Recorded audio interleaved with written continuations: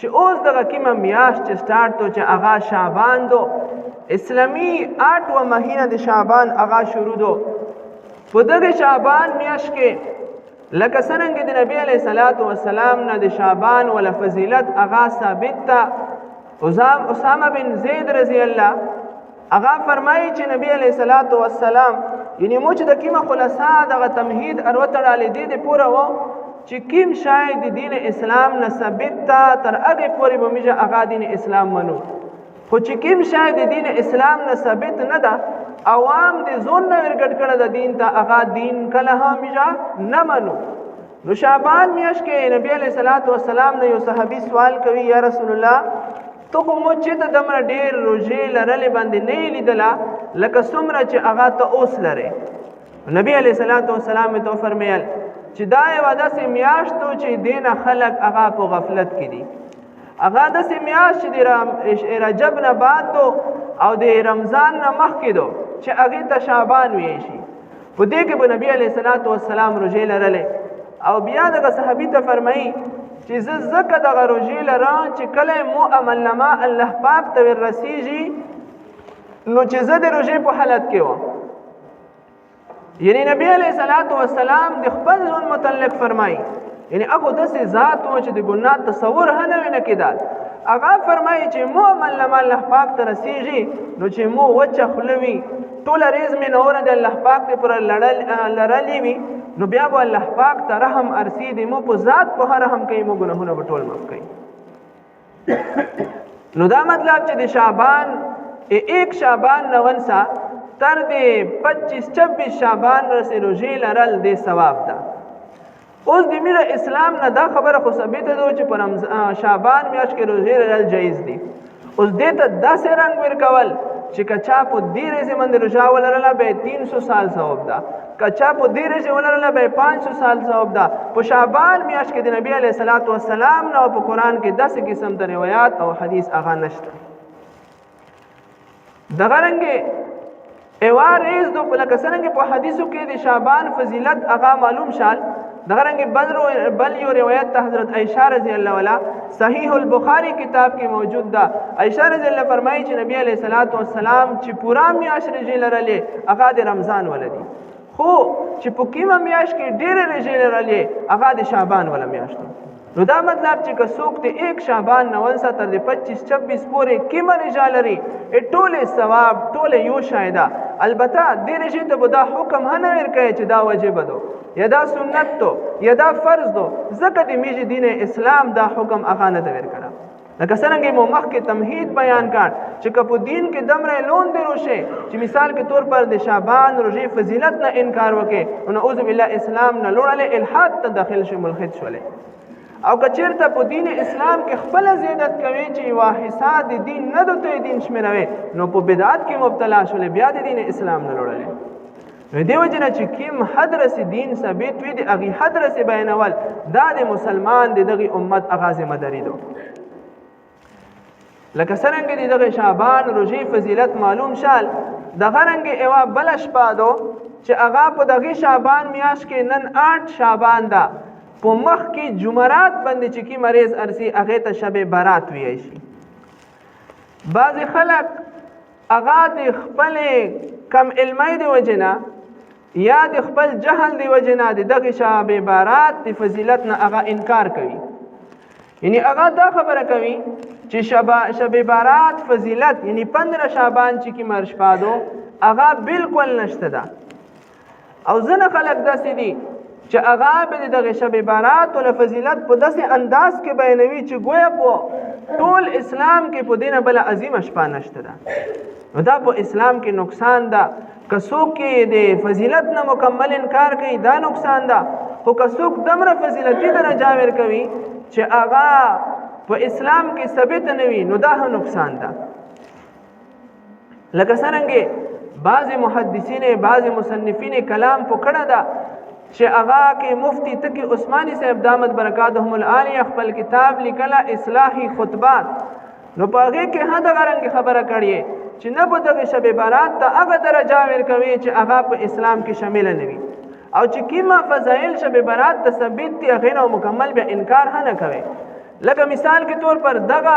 میاش کې چې کیما شپه دو د شب برات 15 ولا یعنی د مخ کې کیم جمعرات چې روان ده د دې ولا شپه هغه شب برات من دی نبی علیہ الصلوۃ والسلام نه د صحابه کرام نه د غرنګ نیک خلق چې مخ کې تیر شوی دي تاریخ کتابونه لیکلي چې د اغینا عبادت هغه نقل شوی دي هغه عبادت کړی دي یعنی د فضیلت ولا شپه دو لکه مثال کې طور پر دغه روایت دی د شپې ولا چې د فضیلت ولا شپه دو ابو بکر رضی الله د نبی علیہ الصلوۃ والسلام نه دا حدیث نقل کړه د غرنګ حضرت علی رضی الله د نبی علیہ الصلوۃ والسلام نه دغه حدیث نقل کړه د غرنګ حضرت عائشہ رضی الله ابو هريره رضی الله ابو موسی اشعری رضی الله ابو ثعلبہ رضی الله د غرنګ معاذ بن جبل رضی الله اوف بن مالک عبد الله ابن عمر ابن العاص عثمان بن ابي العاص رضی الله دا الله صحابه کرام دي چې د نبی علیہ الصلوۃ والسلام نه د شب برات فضیلت بره کې احادیث نقل کړي دي لہذا بعض خلق دا خبره کول چې شب برات فضیلت ثابت نه ده نو دا په دین کې نقصان ده لا صحابه کرام د شب برات له فضیلت ثابت کړه ده او په کیمه کتابونه کې یو کتاب دا مسند احمد دویم دا ترمذی شریف دریم دا ابن ماجه سلام نمبر مشکات المصابیح پنځم نمبر مصنف عبدالرزاق شپږم نمبر مصنف ابن ابي شيبه اوم نمبر شعب الایمان اوتم نمبر شرح السنه انم نمبر الترغیب والترهیب او لسم نمبر مجمع الزوائد یعنی په دې لاس کتابونه کې لاس صحابه کرامو نه د نبی علیہ الصلوۃ والسلام نه دغه فضیلت ثابت ده اوس چې کله ثابت ده نو دا مطلب چې دغه فضیلت انکار موږ مسلمانان نه کوو خو بعض خلک اغا د زون نه پسې بیا فضیلتونه بیانوي چې اغا د دین حصہ نه وي دوی ورګاټ کې نو دا بیا بدعت ده د دین حصہ نه ده لکه ځنه خلک د زون نلمیز پکې ریستله چې شب برات پښپا باندې چې څوک دوه رکعته نافل وکي او سوسو زله پس الحمدلله وایي سوسو زله پس کول هو الله احد ډیر وایي نو بیا فرمایي چې 3 سال ایک سال چې دغه کې کزال منځونه کړي شي ټول وي تمام شي نو دا مسله مکمل غلطه ده دا په دین کې د زون نه دین بیانول دي چې هغه ته مکمل بدعت وایي اخیری حدیث بیانو نبی علیہ الصلوۃ والسلام دغه شب برات پښپا باندې حضرت عائشہ رضی الله بیان کوي چې مو په کوټا کې یعنی په خپل کوټا چې وا پاغه کې نبی علیہ الصلوۃ والسلام مینده نه کړ نو زه پسې ووتلم بار ته چې نبی علیہ الصلوۃ والسلام می غشتال په جنت البقیع کې الته مکه کې چې کوم قبرستان ده په هغه کې نبی علیہ الصلوۃ والسلام ولیدل چې په سجدا باندې پروت تا او دغه آیت بار بار فرمایي وَإِن تُعَذِّبْهُمْ فَإِنَّهُمْ عِبَادُكَ وَإِن تَغْفِرْ لَهُمْ فَإِنَّكَ أَنْتَ الْعَزِيزُ الْحَكِيمُ یعنی یا الله کته د خلق ته عذاب ورکوي نو تو خپل بندگون دي اتویر بند ملکیت ته چې څه کوي ته نه هیڅوک پښتنه نشي کوي هو ان تغفر لهم فانك انت العزيز الحكيم هو یا الله کته بخشش وته کوي به ته داسې زورور ذات چې ته نه هیڅوک پښتنه نشي کوي او ته داسې حکمت ولا ذات چې په دې کې به تو دا حکمت وی چې د دومره غاټ ګناهګار خلق هغه ویلې معاف کوي حضرت عائشہ رضی الله عنها نبی علیہ الصلوۃ والسلام په حالت سجده کې دا عائشہ رضی الله ته ډایرکټ پیغمبر علیہ الصلوۃ والسلام او فرمایل آیت په دې باندې ډېرېدلې چې نبی علیہ الصلوۃ والسلام خو ډېرې شزه وي او دا شپه مو دې تو سره ته په دې ډېرېدلې چې زه په بلې شزه کرمه لوړو نو عائشہ رضی الله عنها فرمایل چې یا رسول الله داسې حالات نو خو چې ته مې مندل نه مو زړه ورکشل نو ته پسې بار وروتل چې ته نبی علیہ الصلوۃ والسلام لور دا نبی علیہ الصلوۃ والسلام ته فرمایل چې جبرئیل علیہ الصلوۃ والسلام روغال زید ال ته روستل ورته ویل چې نن داسې شپه دو چې هغه 15 شعبان شب برات وا چې په دې کې الله جل جلاله د خپل شان مطابق اسمنی دنیا ترغلوي او دغه بیان کوي هل من مستغفر فاغفر له څوک شته چې بخشش غوړي زه بخشش وته وکم دارنګه هل من مسترزقن فارزقه سوکشتا چې د رزق مطالبه کوي زه د هغه رزق فراخ کا او دغه هل من مبتلا فعافيه سوکشتا چې د هغه سم مشکلات وي مت مخ کی زه هغه ولا مشکلات ختم کا هغه نه پس نبی علیہ الصلوۃ والسلام فرمایل چې دا د شب برات د شپادو چې په دې کې د بنو کلب قبیله چې څومره وزیدي د هغه زیبند چې څومره وشته دي هغه په مقدار باندې خلق د جهنم نربوسی او جنت ته داخلي نو دا به څومره خلک وي. بنو کلب په عربي کې هغه قبیله وه چې هغه په وزې ګډې ارامۍ کې په دې باندې مشهور وه چې په ټولې نه زیاتې اوزې هغه د دې قبیلې سره دي. نو بیا د هغې وزې باندې څومره زیات ویشته دي هغې مطابق الله پاک خلک هغه د جهنم نه ربوسي جنت ته یې داخلوي. نو دمره رسې ثابت ده چې په دین اسلام کې شب بارات کې مطلق عبادت ثابت ده. اوس دغه خاص کول چې نه 2 رکعته نفل وکړئ، نه 4 وکړئ یا 5 به کوئ، دا د دین حصہ نه ده. یا ټوله شپه عبادت وکوئ، نیمه شپه عبادت وکوئ، لاس منټ وکوئ، دا شرط پکې نشته. چا چې څومره عبادت وکړ نو مطلق عبادت په شب بارات کې الله جل جلاله هغه وړې کې لمحات ډېر په غټه غټه بدلې بیانوي. او اخری حدیث نبی علیہ الصلوۃ والسلام فرمایي خو چې د کیمې شپې د شب برات د فضیلت بیان شاد چې د بنو کلب قبیله په مقدار د هغې ویشتونه امره خلق د جهنم نربوسي او بیا جنت ته داخلوي. خو 100 کسان داسې دي 15 کسان چې په دې شپې باندې الله پاک بخشش نه کوي. یعنی دا مطلب نه چې بس به د هغه عبادت نه کوي، دا مطلب چې د شپې نه مخکې د هغه د خپل ګناهونو نه توبه وکړي چې په دې شپې باندې الله پاک مغفرت کې شریک کړي.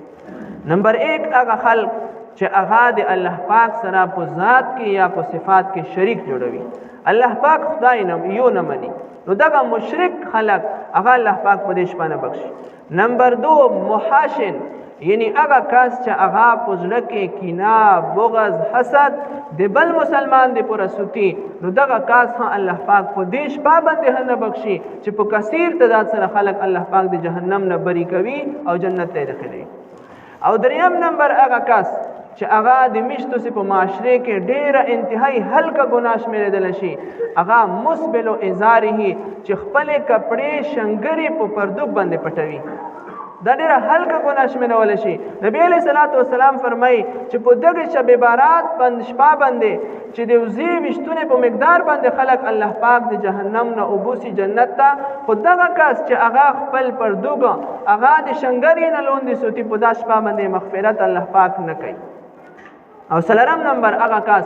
چې هغه د خپل رشتہ دارانو سره، د خپل خپلوانو سره، د مسلمانانو سره کته تعلق کوي، هغه سره خبرې بندوي، دغه کس هم مغفرت نه کوي. او پنځم نمبر هغه کس چې هغه د والدینو نافرمان وي، خپل والدین خبره نه مني، هغه زوروي، خپل والدین ته زړه ته دوک ور رسوي، دغه 15 خلق په دغه شب بارات په شپې باندې الله جل جلاله نه بخشي.